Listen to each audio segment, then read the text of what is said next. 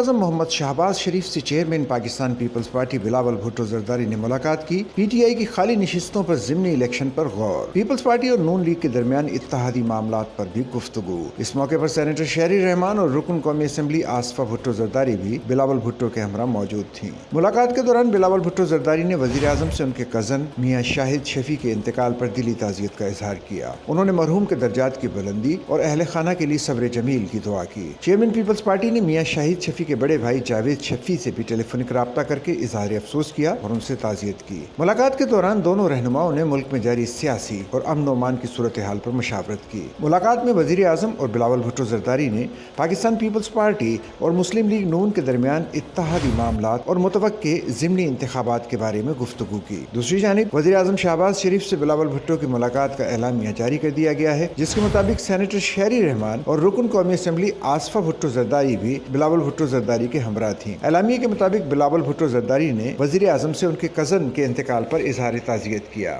ملاقات میں نائب وزیر اعظم اور وزیر خارجہ اسحاق ڈار، وفاقی وزیر اطلاعات و نشریات عطا اللہ تارڑ، وفاقی وزیر پبلک افیئرز یونٹ رانا مبشر اقبال، وزیر اعظم کے مشیر برائے سیاسی امور رانا ثناء اللہ موجود تھے۔ وزیر مملکت برائے غذائی تحفظ و تحقیق ملک رشید احمد صدیقی، وزیر مملکت برائے پاور ڈویژن عبد الرحمان کانجو اور دیگر بھی ملاقات میں شریک ہوئے۔